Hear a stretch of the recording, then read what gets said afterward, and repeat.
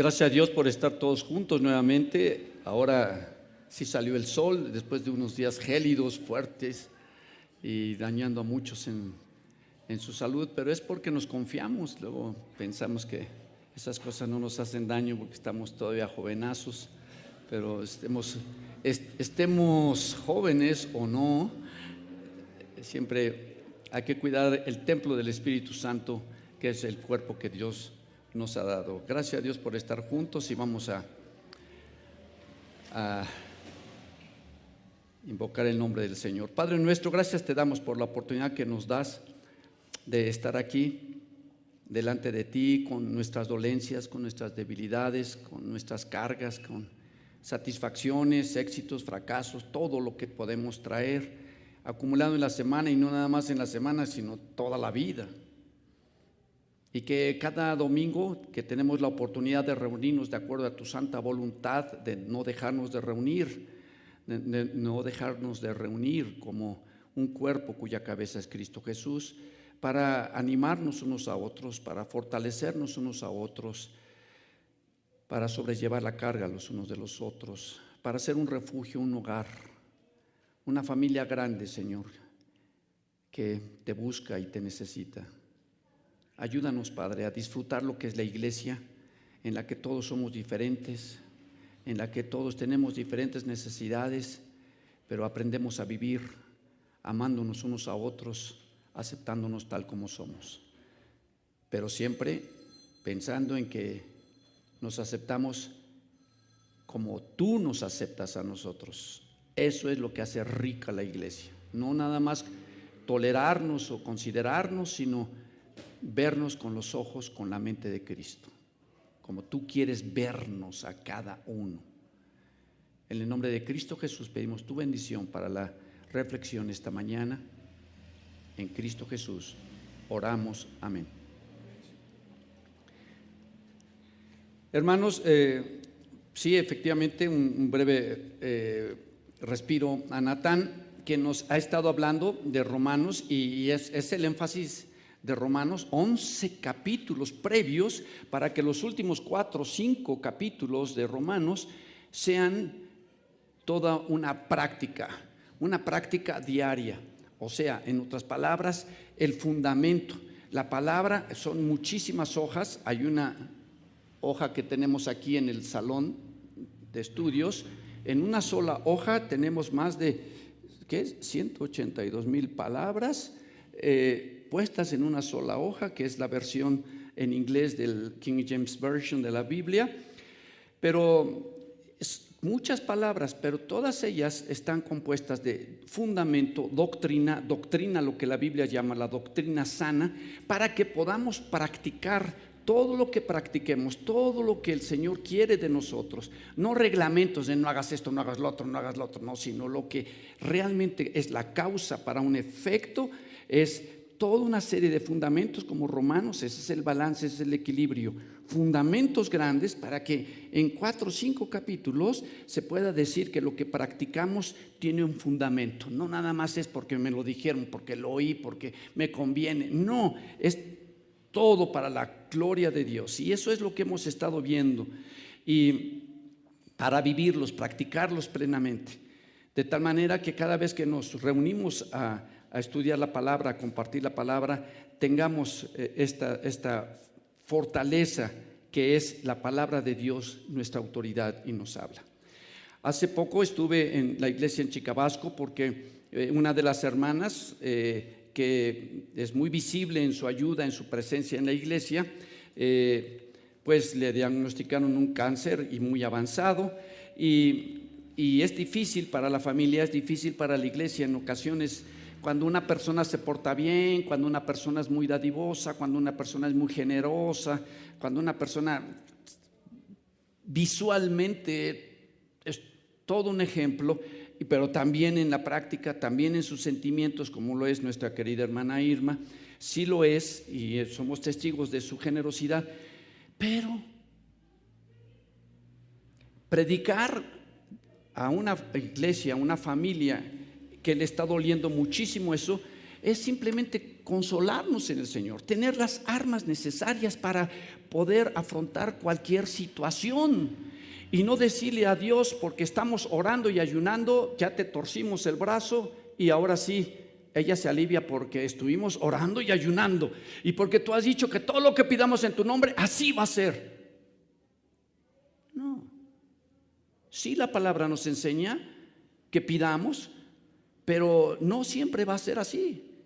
Y estarle hablando a los hermanos de que Romanos 12, 1, 2, que es el que vimos con Natán, en Romanos 12, 1, 2, dice, todo lo hemos visto y ya casi no lo sabemos de memoria, de tanto que en sus hojas, creo que son las hojas más desgastadas, las del libro de Romanos, de la carta de Pablo a los Romanos. Así que, hermanos, os ruego por las misericordias de Dios que presentéis vuestros cuerpos en sacrificio vivo. Nuestros cuerpos tienen que estar en constante sacrificio, a veces renunciando a los placeres y dándole al Señor toda la voluntad en lo que quiere Él de nosotros, santo, apartado de todo lo que es lo común, lo que nuestro mundo lo ve como normal, agradable a Dios. No quiere decir que nos volvamos monjes y nos metan en un nicho y estemos como piedras sin sonreír y no hacer nada. No, precisamente estamos para que dependamos del Señor en esta lucha que tenemos en este cuerpo,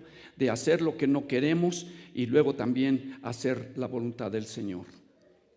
Versículo 2, no os conforméis a este siglo, 2013, el año 2013 de este siglo, sino transformaos por medio de la renovación de vuestro entendimiento para que comprobéis cuál sea, y eso sí lo sabemos todos, la voluntad de Dios se compone de 3 elementos. ¿Cuáles?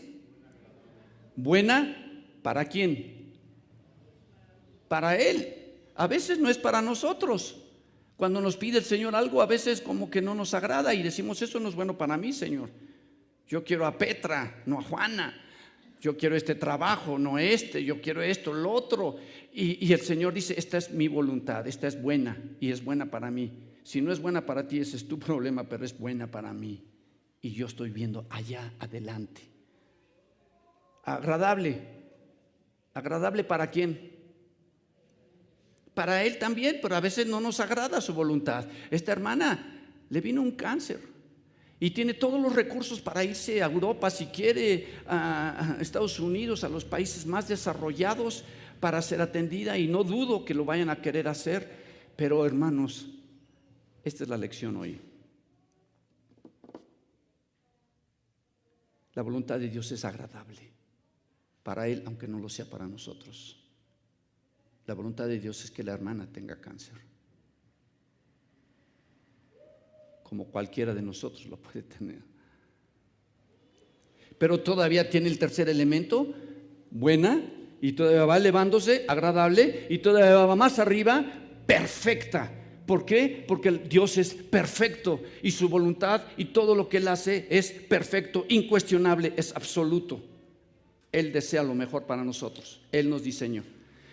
Pero le comentaba a los hermanos acerca de cómo David y Goliat. Todos recuerdan esa historia de David y Goliat que de niño nos gusta y que no sé por qué no la han llevado a la pantalla grande. Ahora creo que van a hacer la película de Noé, que espero que esté apegada a la Biblia. Y el año próximo, en abril, creo que están inaugurando esta película con artistas muy famosos de la vida de Noé. Espero que de veras se apeguen a la Biblia. Pero David y Goliat, cuando David se presentó a Goliat, dice que le pusieron la armadura de Saúl, y Saúl era un hombre impresionante, guapísimo, hombrote, masculino, que muchos hombres se la pasan en el gimnasio para ser como es él, como fue Saúl. Saúl lo era, grandotote, impresionante. Por eso también el orgullo lo alejó de Dios. Pero le prestan la armadura a David para que compita contra Goliat, y se la ponen y pues, parecía sonaja, le quedaba grande, caminaba, se tropezaba, dice, esto me estorba. Y el Señor quiere que, de acuerdo a 2 de Corintios, vean lo que dice 2 de Corintios, capítulo 10. Segunda de Corintios, capítulo 10, dice la palabra del Señor.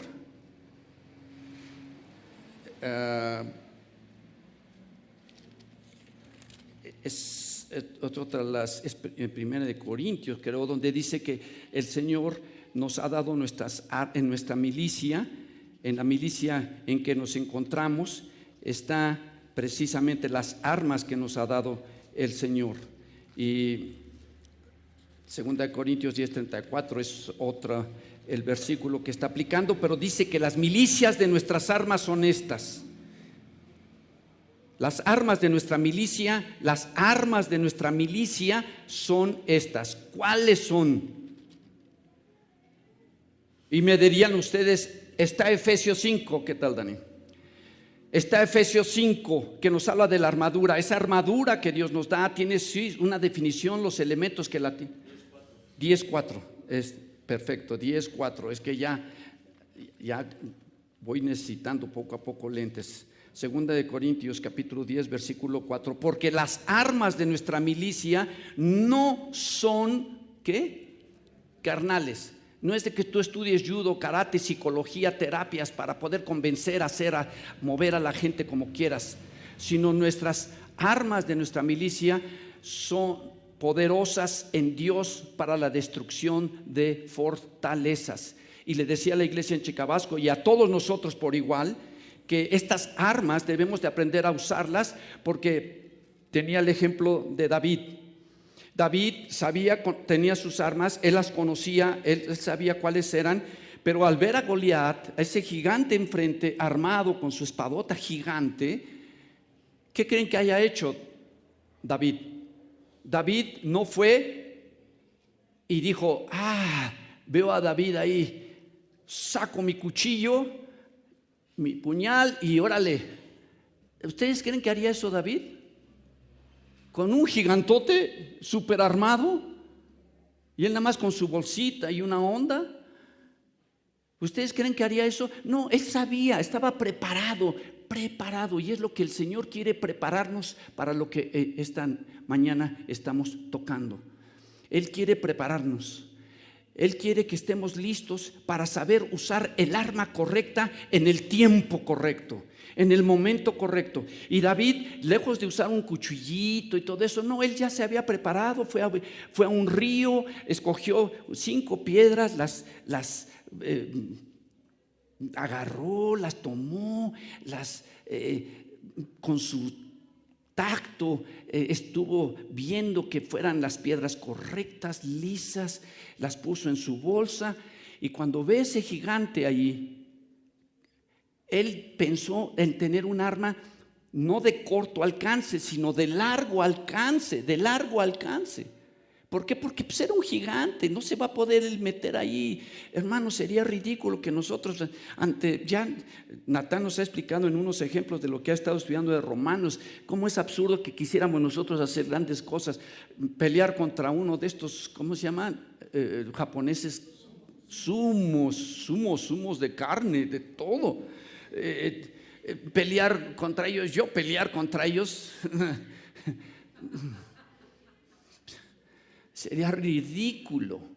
O sea, tenemos que aprender a medir las fuerzas ante los retos que tenemos por delante. Y el reto de tener una persona enferma de cáncer, el reto de tener una persona enferma, el reto de tener estas enfermedades que nos dicen que somos como la flor de la hierba. En la mañana crece, a mediodía florece y en la tarde se seca y cae. ¿Qué armas usar cuando no está nuestro cuerpo frágil siendo tocado?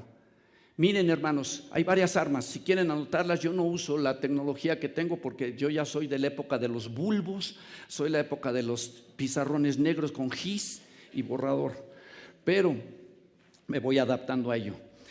Dice, una de las armas que nosotros sabemos es la primera, el arma de la oración. ¿Qué significa oración? ¿Cuándo usar esa arma? Oración significa dependencia en acción. ¿Cuándo usarla? Siempre. Esa arma siempre. Hay otra arma que cuando la usaríamos y cómo se llama, la meditación, el estudio de la palabra de Dios, que significa preparación en acción constante. Cuando no sabemos qué hacer, Señor, no entiendo, ¿por qué, Señor? ¿Por qué a mí? ¿Por qué a mi mamá? ¿Por qué a mis hermanos? ¿Por qué a mi familia? ¿Por qué a estas personas que son buenas? ¿Por qué, Señor? No lo entiendo, Señor, dame sabiduría. Pues medita.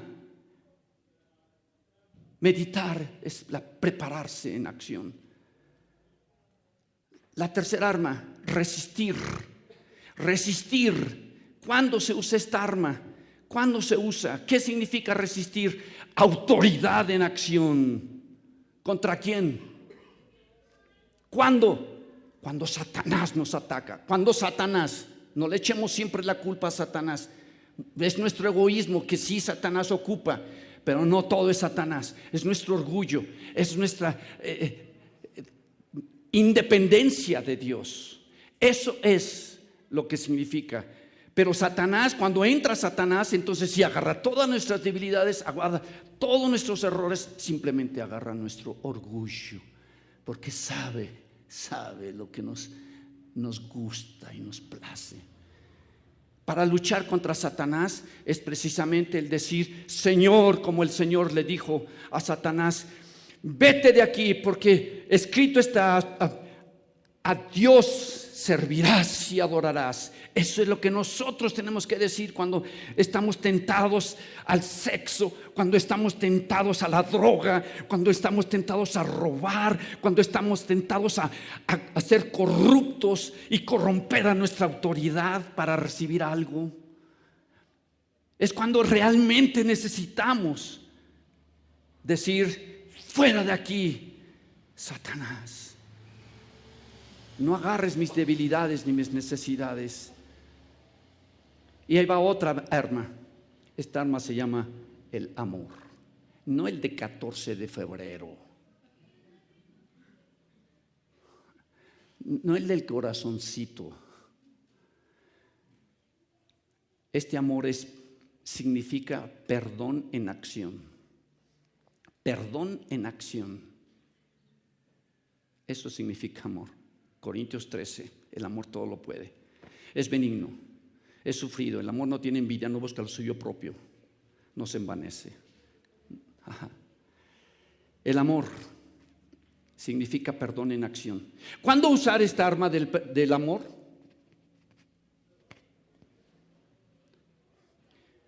Cuando tenemos problemas con la gente. ¿Han tenido problemas con la gente? Si no has tenido problemas con la gente, tú eres de Marte, tú eres marciano, vives en la luna, donde no hay nadie. Si tienes problemas con la gente, y vamos a cambiar gente por prójimo y prójimo por próximo, es que vives aquí en la tierra. Y es que estás vivito y coleando.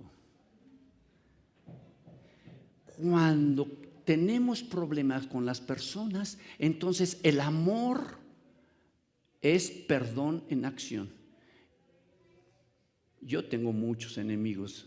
Dentro del ministerio se hace mucho de enemigos uno. Y trabajo me cuesta, y a veces mi esposa me dice, ya no te quejes. Ora por ellos y ámalos. Y tengo que orar uno por uno de mis enemigos. Señor, por favor. Pero es el arma que me ha dado para salir adelante. La última, y es la que precisamente les dejé, y quiero que esa arma sea la que sea el punto fuerte de este mensaje. El arma del gozo. Gozo. Gozo. ¿Qué es gozo? Reírme de los problemas, como el mexicano somos buenísimos para hacer burla de nuestros problemas y debilidades. Recuerdo cuando hubo ese desastre en San Juanico, que una refinería explotó y se murieron todos, y sacaban bromas ahí de cosas así, y de todo le hacen broma a todo nuestro sufrir del mexicano. Somos buenos para eso. Eso no es el gozo. Eso no es el gozo. El gozo no es estarse riendo de los problemas. El gozo no es estar saltando y brincando. El gozo es fe en acción. Fe en acción. Fe en las promesas de Dios. Fe en que el Señor tiene el control de todo. Fe en que la voluntad de Dios es buena, agradable y perfecta. Y el gozo se aplica ¿cuándo? Estas son las herramientas que Dios nos ha dado y son prácticas. Es cuando tenemos problemas, cuando tenemos tribulaciones, cuando algo nos angustia, cuando algo nos preocupa, ya sea en nosotros o en el prójimo. Ese es el gozo. El gozo es el arma, fe en acción cuando tenemos problemas. Y hermanos, precisamente, últimamente, nuestra hermana Maribel llevó a su mamá al hospital, llegó, la recibieron y falleció. Hay muertes muy rápidas, hay muertes demasiado lentas que duran años, un desgaste. El gozo, la fe en acción de las promesas, de la dependencia en el Señor ante estos problemas es lo que nos ayuda a salir adelante. Cristín tiene a su tío preocupada porque no es creyente, también está enfermo. Mónica tiene a su mamá enferma. Vemos el gozo en nuestra hermanita Susi, arma que se ve y se siente en la vida de Susi. Hermanos, nuestra hija Lisette, nuestro hijo Natán, sus 3 hijos, que hasta en pleno invierno andan ahí casi desnudos, nacieron bien. Nuestra hija Karen, 3 varoncitos también, y gracias a Dios ahí andan todos. Y nuestra hija Lisette, que anhela tener muchos hijos,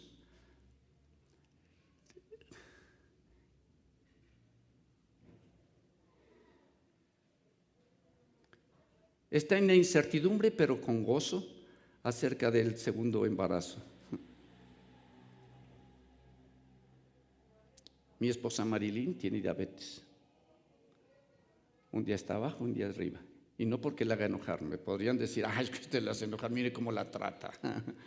Pero pregúntenle a ella, pero yo quiero ser su medicina, pero no puedo, creo que hasta les elevo más el azúcar. El miércoles pasado, nuestro hermano Josué nos exhibió un documental de cristianos en la India, perseguidos, maltratados, golpeados, asesinados, en un país donde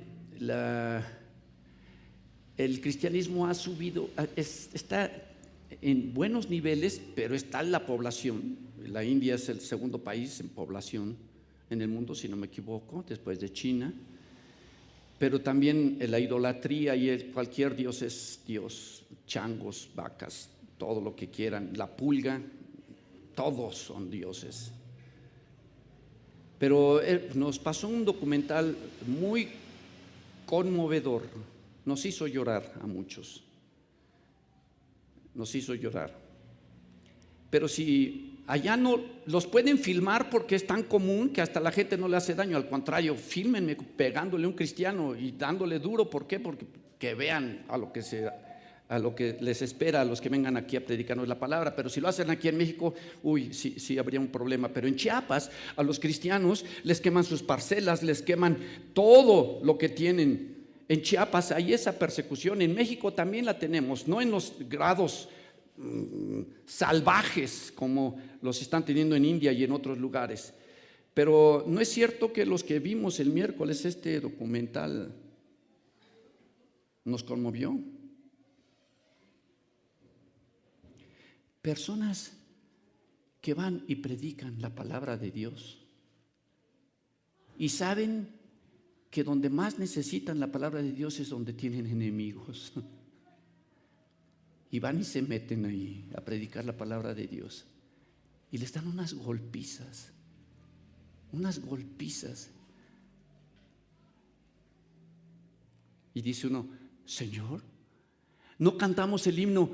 El que habita al abrigo de Dios morará bajo la sombra del Omnipotente, que has asignado ángeles a nuestro derredor para cuidarnos y protegernos, que todo lo puedo en Cristo que me fortalece. ¿Por qué, hermanas, hermanos, gente que se porta bien, sufren? ¿Por qué, Señor? Vamos a Hechos 12, a reír y llorar en este pasaje.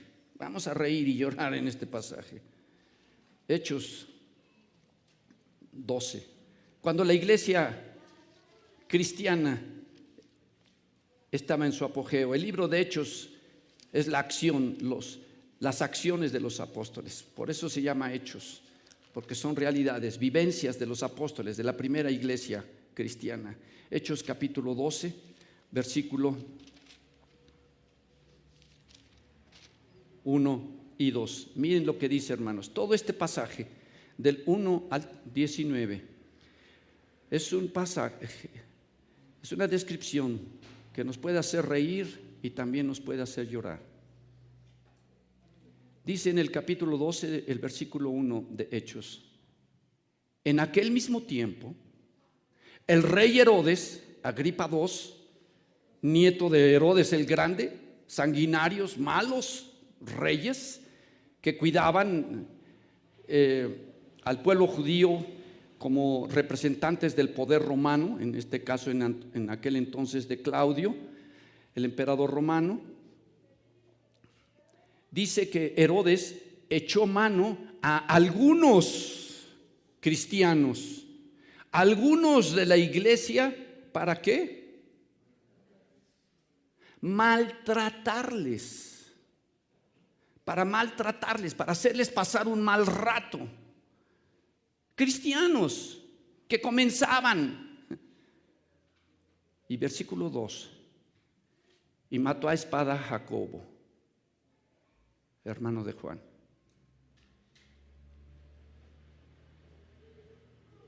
Así simple y llanamente. Y mató a Jacobo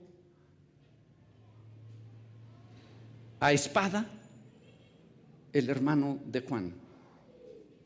Y vamos a imaginarnos lo que sucedió en esos momentos, en la noche en que Jacobo estuvo en la cárcel, y que seguro que cuando estaba en la cárcel con los guardias recordaba precisamente lo que había sucedido en Hechos capítulo 5. Miren lo que sucedió. Hechos capítulo 5. Hechos capítulo 5, versículos 17 al 21. Miren lo que estoy seguro que Jacobo recordaba en esos momentos que estaba en la cárcel.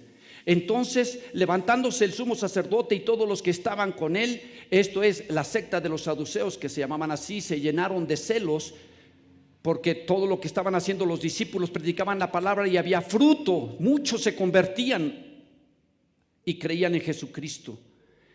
Versículo 18: echaron mano a los apóstoles y los pusieron en la cárcel pública. Ahí estaba precisamente Pedro y Juan también. Mas un ángel del Señor, abriendo de noche las puertas de la cárcel y sacándolos, dijo. Para Jacobo ya existía un antecedente de cómo el Señor venía librando a sus hijos cuando los llevaban a la cárcel, los maltrataban.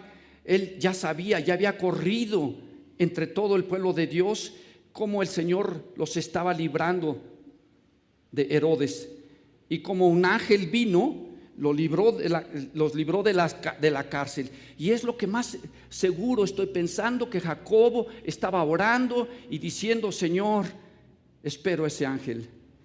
Pero esa noche no hubo lo que para Pedro hubo en los siguientes versículos. No hubo una luz resplandeciente, no hubo cadenas rotas, no hubo guardias dormidos. Simple y sencillamente, el ángel no vino a rescatar a Jacobo. No vino a rescatarlo. Por la mañana, Jacobo, después de haber orado, escuchó un llamado del capitán de la guardia diciendo: traigan al prisionero, tráiganlo al patíbulo, al donde vamos a ejecutarlo. Jacobo caminó hacia ese lugar de ejecución y ahí le declararon culpable,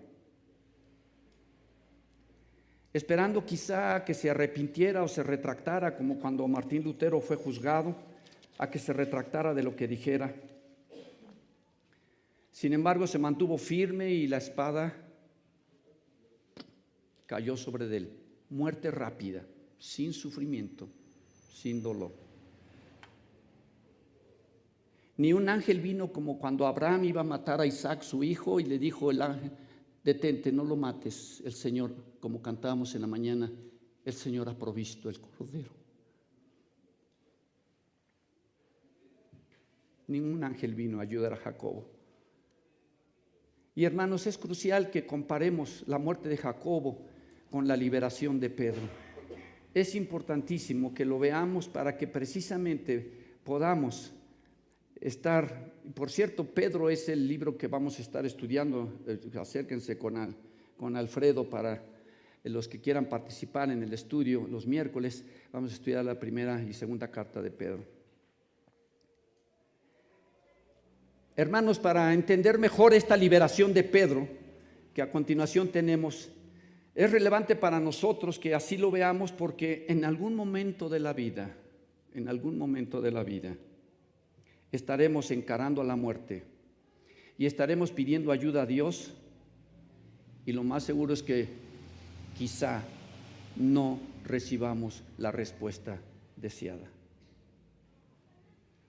Esta es una lección difícil, lo que vamos a leer a continuación, para los discípulos, porque estaban comenzando, estaban animándose, pero ya estaban sufriendo persecución, ya los estaban matando, ya precisamente los aprendían las autoridades.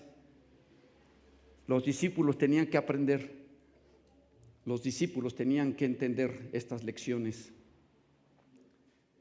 Hermanos, las prioridades de Dios no siempre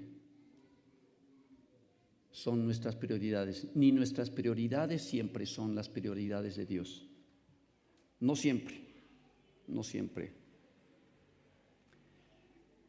Hermanos,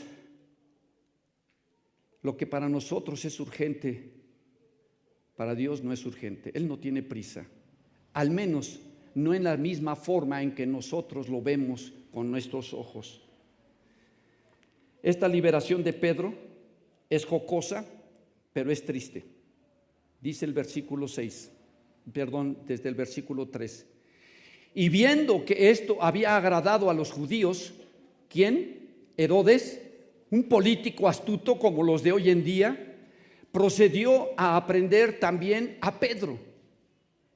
Era entonces los días de los panes sin levadura. Este rey Agripa, Herodes, sabía que todos los judíos, porque como era medio judío y gobernaba a los judíos, tenía que tenerlos a su favor, como hacen los políticos hoy en día, pan y circo al pueblo, y con eso los tenemos contentos. Y Herodes hizo eso, mató a Jacobo. Vio que todos venían y lo felicitaban y contentos, porque los judíos estaban preocupadísimos de cómo crecía el cristianismo y lo veían como un enemigo a la iglesia cristiana. Entonces Herodes dice: bueno, si esto me está trayendo pues sumisión, respeto a mí, pues voy a agarrarme a Pedro. Pedro, líder de la iglesia, y además se lleva muy bien con los que no son judíos, me es muy peligroso. Y quienes van a estar felices y contentos de que mate a Pedro van a ser los judíos. Lo manda a apresar, lo detiene, lo meten a la cárcel, pero no lo puede ejecutar luego, porque venía estos días de fiestas de Pascua, celebraciones de los judíos muy importantes, y si lo mataba esos días, pues nadie se iba a dar cuenta, nadie, no iba a causar el mismo impacto que si se espera a que pasen estas fiestas. Es como si alguien quisiera aquí hacer algo, un político, hacer algo grande y lo quiere hacer el 12 de diciembre, pues nada más no le van a hacer caso. Bueno, así estaba pensando Herodes. Me espero, pasan unos días, lo tenemos en la cárcel. ¡Ah, pero! Ya se me han escapado estos de la cárcel.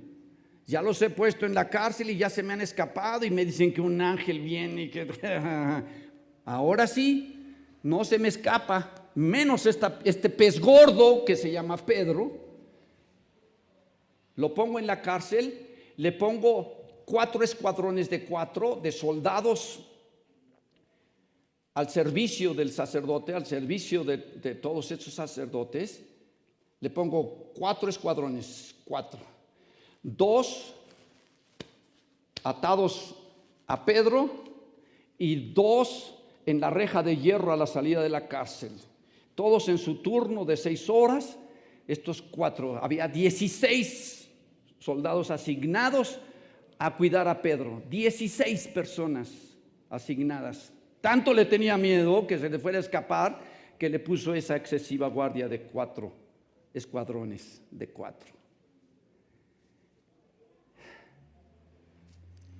Habiéndole tomado preso, le puso en la cárcel, entregándolo a 4 grupos de 4 soldados cada uno para que lo custodiasen, y se proponía sacarlo al pueblo después de la Pascua. Así que Pedro estaba custodiado en la cárcel, pero que la iglesia hacía sin cesar oración a Dios por él. Hacía oración sin cesar a Dios por él.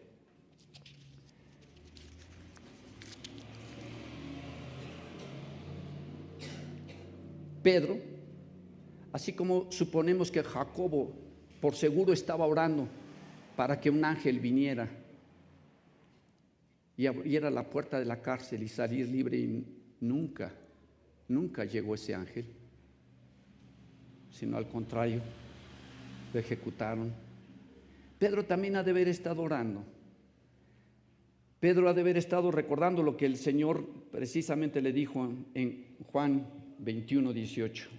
Leámoslo para todos los que estamos envejeciendo, para todos los que estamos ahora sí pidiéndole al Señor sabiduría para contar los días de nuestra vida y podamos traer al corazón sabiduría. Juan capítulo 21, versículo 18, el Señor le está diciendo a Pedro: Pedro, ¿me amas? Pedro, ¿me amas? Pedro, ¿me amas? Y Pedro se entristece, se molesta y: Señor, ¿por qué me preguntas tantas veces? ¿No me crees? Pues yo creo que la verdad el Señor no le creía, pero le estaba haciendo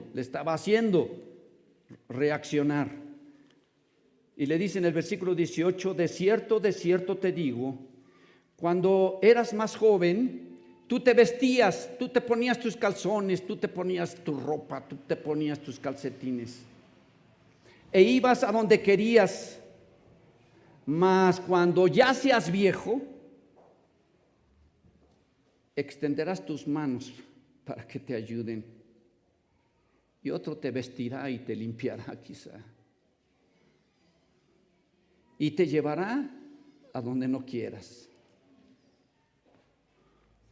Esto dijo, dando a entender con qué muerte había de glorificar a Dios, y dicho esto, añadió y le dijo a Pedro: sígueme. Quizá Pedro recordaba que si el Señor le mencionaba que este consejo, cuando ya está uno en edad avanzada, a lo mejor yo voy a vivir unos años más. Señor, tal era su confianza en el Señor, tal era su confianza en el Señor, que podemos ver, y dice aquí: y cuando Herodes le iba a sacar aquella misma noche, estaba Pedro, ¿qué dice? ¿Qué dice ahí, hermanos? Disfrutemos este pasaje con los detalles. ¿Qué estaba? Vamos a leer nuevamente. Hechos 12, capítulo 6. Y cuando Herodes le iba a sacar aquella misma noche, estaba Pedro, ¿cómo? Durmiendo. ¿Durmiendo entre quién? entre dos soldados sujetos con dos cadenas, y los guardas delante de la puerta custodiaban la cárcel, durmiendo. ¿Ustedes podrían dormir sabiendo que lo van a ejecutar como a Jacobo? Si no podemos dormir cuando nos correrán o no nos correrán, mañana me dirán si me dan del trabajo o no, mañana me dirán cómo estoy en los resultados de mi examen médico, mañana me dirán si me pagan o no. ¿Y qué? ¿Podemos dormir? No, hombre, nos quita el sueño. Pedro estaba durmiendo, hermanos.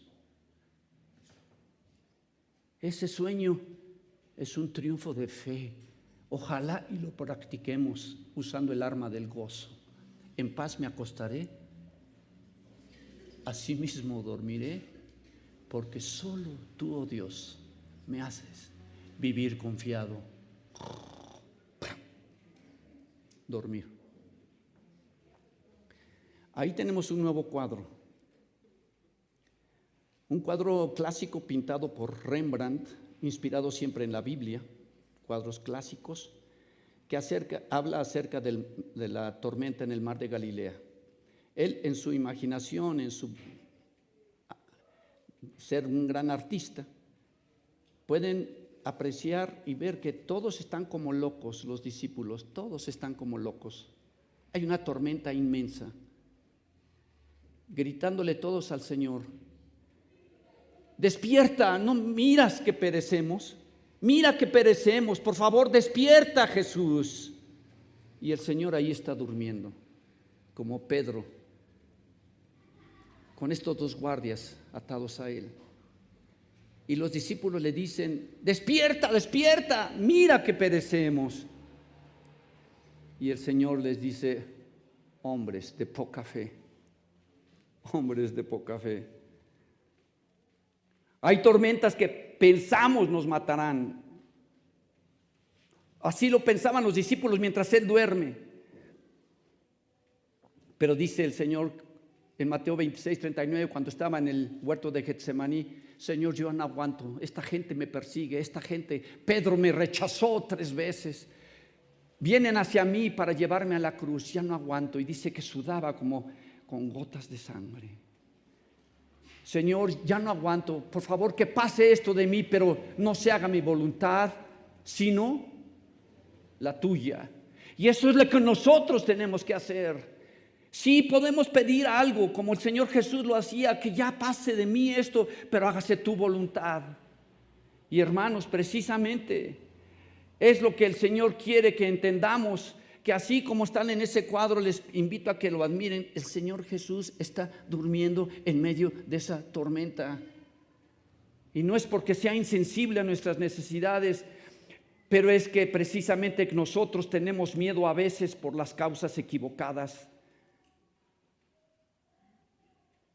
Hermanos, todos aquí vamos a morir. ¿Cómo? El Señor sabe. Mañana, hoy, años, enfermo, sano, con seguro o sin seguro. Pero todo lo que estamos estudiando, hermanos, les aseguro que es mejor que una póliza de seguros que tiene letras chiquitas que no alcanzan a leer y el día que se mueren no les pagan nada. Pero esto que les estoy diciendo es toda una póliza de seguros garantizada para estar preparados para cualquier situación en nuestra vida, y principalmente más que tener una póliza de engañoso en esta funeraria de lujo que parecen burbujas aquí en la... Sí, ¿verdad? Son burbujas de todo lo que cobran ahí para poderse ir a vivir unos... Lo que viven ahí en esos momentos quizá nunca lo vivieron en sus casas, pero ahí los llevan al último momento. Las flores se regalan en vida. Mejor que tener un seguro engañoso, mejor que tener un seguro en los panteones, mejor que tener un seguro de médicos, es estar preparado para cualquier cosa, en que apliquemos el arma del gozo y la esperanza en el Señor, la fe en acción en el Señor.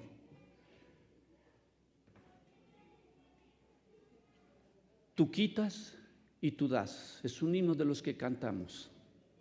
Un día el Señor nos va a quitar la salud. Un día el Señor nos va a quitar la vida. Pero entiendas, hermanos, que lo que pasó aquí, Jacobo no fue el ángel, lo dejó morir y a Pedro le deja vivir. Le sigue dejando vivir. Le sigue dejando ser una lección para nosotros. Y entendamos, hermanos, que la muerte, para el justo la muerte es su recompensa, su esperanza en el Señor. Para el impío la muerte es su castigo. Por eso le tienen tanto miedo a la muerte. Nosotros le tenemos miedo a la muerte. Nos cuidamos porque estamos diseñados para que precisamente no esté nuestra vida en peligro irracionalmente, pero no le tenemos pavor. Jacobo murió porque Dios le estaba ofreciendo una vida mejor y le dio una vida mejor. Jesús no olvidó a Jacobo. De hecho, fue el primero de los 12 en vivir la oración que el Señor dijo en Juan 17:24: Señor, dame a todos estos para que donde yo estoy también estén ellos. Y el primero en estar con el Señor de los 12, fue Jacobo. Hermanos, Pablo y Silas les pasó algo semejante más adelante con el hijo de este rey, también sanguinario. Pero la liberación de Pedro fue impresionante, porque Pedro, el Señor lo dejó vivir para morir otro día. La tradición nos dice que Pedro murió crucificado después, pero así también la Biblia nos describe que este rey que mató a Jacobo, tiempo después murió comido de gusanos. Y dice el versículo 6: y cuando Herodes le iba a sacar, aquella misma noche estaba Pedro durmiendo entre 2 soldados, sujeto con 2 cadenas, y los guardas delante de la puerta custodiaban la cárcel. Y he aquí se presentó un ángel del Señor, y una luz resplandeció en la cárcel, y tocando a Pedro en el costado, le despertó. Despierta, Pedro, despierta de tu sueño lleno de fe. Le despertó diciendo: levántate pronto, pronto. Ahí sí entra la prontitud con que a veces queremos actuar. Levántate pronto. ¿Y qué sucedió? Las cadenas se le cayeron de las manos. Le dijo el ángel: cíñete, vístete, átate las sandalias. Y Pedro, todo ahí sorprendidísimo, se pone las sandalias. No sé si se las puso al revés o no, si se pudo amarrarlas o no, pero se las puso. Y lo hizo así. Y le dijo: envuélvete en tu manto, envuélvete en tu manto. Era de madrugada. Y sígueme, le dice el ángel. Y saliendo le seguía. Pero no sabía que era verdad lo que hacía el ángel, sino que pensaba que veía una visión. Pongámonos en el lugar de Pedro. Ni hubiéramos estado durmiendo en medio de 2 soldados, pero sin embargo Pedro estaba durmiendo. Y de repente viene un ángel y les dice: levántate. Ya las cadenas estaban sueltas, los soldados durmiendo alrededor de él. Levántate, vístete y vámonos. Y sale Pedro viendo por todos lados y ¿qué sucede? Quizás de veras estaba acordando de lo que él había orado, pero creo que cuando estamos a veces pidiendo al Señor en oración algo y el Señor nos responde, no creemos también cuando el Señor responde, porque queremos que conteste a nuestra manera, queremos que conteste con los detalles que nosotros le estamos pidiendo, mas no dejamos que la oración del Señor fluya en su perfección buena, agradable. Pedro dice que habiendo pasado la primera y la segunda guardia, fíjense, primera y segunda guardia, recuerden que son escuadrones de 4, llegaron a la puerta de hierro que daba a la ciudad, la cual se les abrió por sí misma como si fuera puerta automática, como las de hoy en día, que pasamos o no pasamos, se abre o no se abre. Sí, se abre, acércate. ¡Pum! Se abren las puertas electrónicas hoy en día. Así pasó y no existía la electrónica. Era una puerta de hierro, burda, para una cárcel.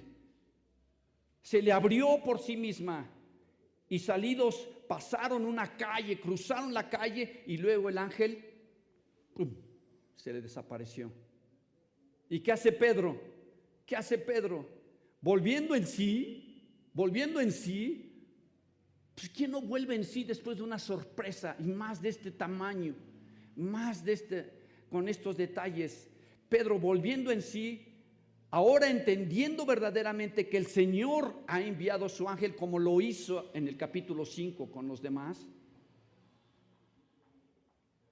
le había librado de la mano de Herodes y de todo lo que el pueblo de los judíos esperaba hacer, matarle.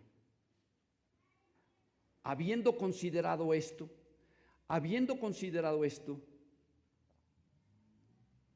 llegó a casa de María, la madre de Juan Marcos, la madre de Juan, el que tenía por sobrenombre Marcos, donde muchos estaban reunidos orando. Era una casa grande, ahí estaban orando todos, orando porque ya habían matado a Jacobo, ya habían matado a nuestro amado hermano Jacobo. Sin más contemplamientos, el Señor decidió: quiero que estés en mejor vida, ven Jacobo. A Pedro le dejó seguir viviendo para morir otro día. Y estaban reunidos orando, y cuando Pedro llegó a la puerta de la casa donde sabía que se reunían los cristianos y estaban orando por él intensamente, cuando llamó Pedro a la puerta del patio, todos estaban orando y dejan que salga la sirvienta. No fue ninguno de ellos, fue la sirvienta. Era de madrugada, estaba oscuro. Sale la sirvienta llamada Rode. No sé por qué el Señor permitió que estuvieran estos detalles aquí, pero que debemos de imaginarnos, hermanos, cómo la reacción de Rode. Estaba orando, era la sirvienta, clásico, la sirvienta, pues ahí todos orando, pero pues es la sirvienta, está escuchando, pero pues es la sirvienta. Bueno, pero ella estaba escuchando lo que oraban, sale a la puerta, escucha y dice: la cual, cuando reconoció la voz de Pedro, dice: están orando por Pedro, que salga de la cárcel porque sabemos que lo van a matar como a Jacobo. Y yo salgo a abrir la puerta y escucho la voz de Pedro. Hermanos, ¿les ha pasado que cuando quieren hacer del baño y no abren la puerta, cómo están como locos? ¿Sí o no? ¡Abre! Están oídos así. Pedro quizá no quería hacer del baño, pero quería ya estar con los suyos, quería decirles todo lo que estaba pasando. Era tal su deseo de que Pedro pudiera ver ya a los demás y platicarles el milagro de Dios. Está tocando y dice: yo soy Pedro. Y Rode, en lugar de abrir, lo deja ahí parado y se regresa. Señores,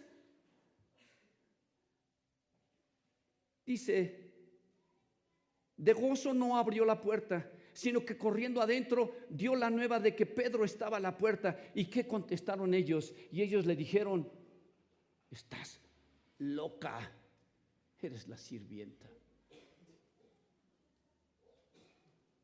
Pero ella aseguraba que así era, porque lo conocía a Pedro, porque se reunían, estaba en contacto con ellos.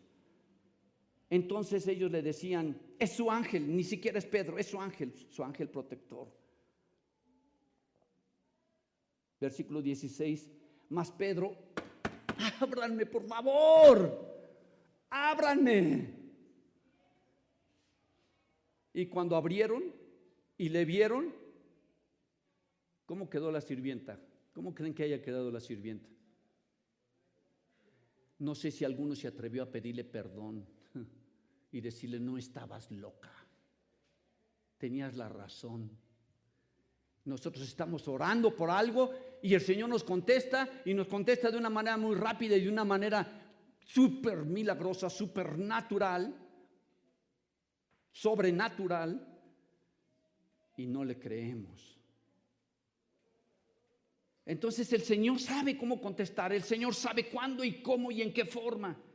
Pero aprendamos a escuchar la voz de Dios, aprendamos a escuchar y digerir, discernir las respuestas que Dios hace a todas nuestras peticiones. Y ellos le dijeron: estás loca, pero ella aseguraba que así era. Entonces ellos decían: es su ángel. Mas Pedro persistía en llamar, y cuando abrieron y le vieron, se quedaron atónitos. Pero él, haciéndoles con la mano: shh, cállense, todos están durmiendo por aquí, van en un alboroto. Si los guardias no se despertaron, con esto se van a despertar.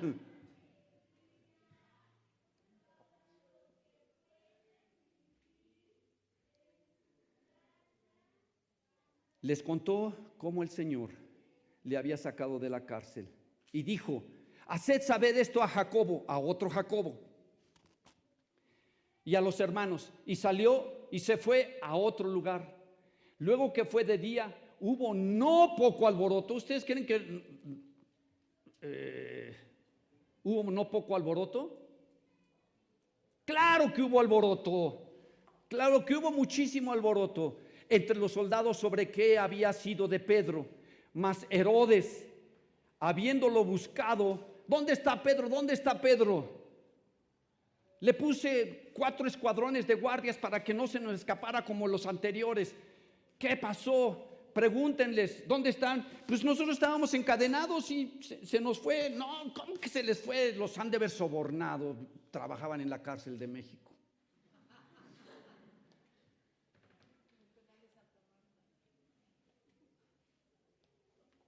¿Qué le hicieron? ¿Dónde está? Estábamos encadenados, y ustedes que estaban ahí parados y todo el túnel aquí pasando hasta llegar a la puerta, ¿dónde estaban? ¿Dónde estaban? Les preguntaban a todos los guardias. Aquí hemos estado, nadie nos ha sobornado, estamos tranquilos, no hemos tomado, somos guardias responsables, que tenemos, quizá ellos estaban casados, tenemos una familia que cuidar, somos responsables de nuestro puesto, no hemos hecho nada indebido. Después de interrogar a los guardias, ordenó llevarlos a la muerte. 16 soldados perdió Herodes por causa de la liberación de Pedro. 16 personas quedaron ahí muertas. Y si estaban casados, hubo ese día 16 viudas por causa de la liberación de Pedro. 16. Y a Jacobo se lo llevó de un espadazo. Y 16 personas muertas. ¿Era justo que los soldados murieran? Esa era la ley entre los soldados. Matarlos cuando perdían un esclavo. Hermanos, ¿por qué hace el Señor todas estas cosas? ¿Por qué el Señor permite todas estas cosas? 16 viudas o 16 muertos, mientras nosotros aquí riéndonos de cómo Roda dejó a Pedro ahí plantado en la puerta.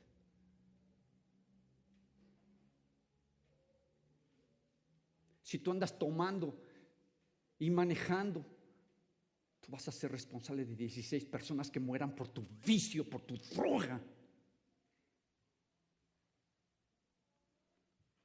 Ojalá y te preocupe cuando andas así, por tu irresponsabilidad.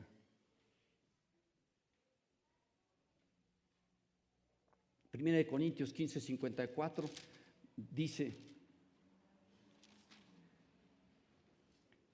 y cuando esto corruptible se haya vestido de incorrupción y esto mortal se haya vestido de inmortalidad, entonces se cumplirá la palabra que está escrita: sorbida es la muerte en victoria. ¿Dónde está, oh muerte, tu aguijón? ¿Dónde, oh sepulcro, tu victoria? ¿Dónde? Juan 11:25. Juan 11:25. Le dijo Jesús: yo soy la resurrección y la vida. El que cree en mí, aunque esté muerto, vivirá. Por eso les decía, hermanos, esto que hemos estado estudiando es una póliza de seguros para estar preparados para que cuando tengamos que enfrentar una enfermedad, una tribulación en que ponga peligro nuestra vida, no estemos desgarrándonos y causando lástima por el temor. Porque estamos bien con Dios, porque estamos preparados con Dios y sabemos que su voluntad es buena, agradable y perfecta. Que le podemos pedir por salud, sí, pidámosle por salud, pero hágase tu voluntad y no la mía, Señor. ¿Y por qué? Precisamente por esto, porque la ira de Dios mostrada en la cruz contra el pecado, que es la muerte, Dios entregó a su Hijo Jesucristo para comprarnos con su sacrificio perfecto.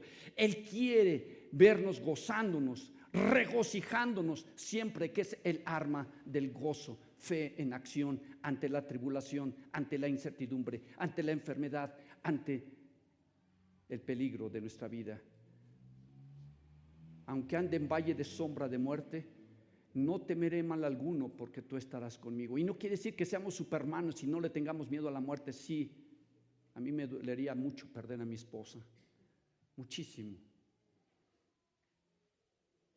Pero ella está en las manos del Señor. Vendrá el día en que Jesús, fíjense nada más, hermanos, vendrá el día, quizá, en que el Señor Jesús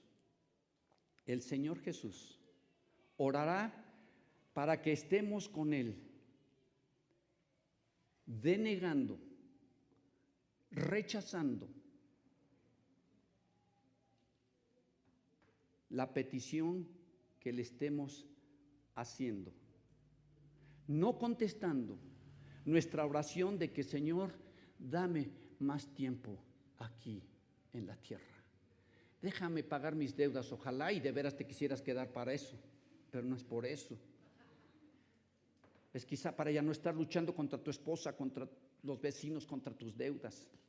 No quiero estar con el Señor para eliminar mis deudas y que todo quede pagado. No, eso no es el pase para estar con el Señor. Sino entendamos, hermanos, que el Señor puede en algún momento orar para que estemos con Él, denegando y no contestando nuestra oración de vivir más tiempo en la tierra.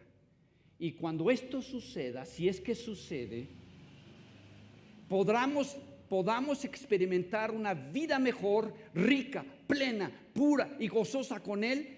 Y en ese momento, en la presencia del Señor, porque hemos creído en Él, nos agachemos, llenos de pena de haberle pedido al Señor que nos prolongara la vida más aquí en la tierra.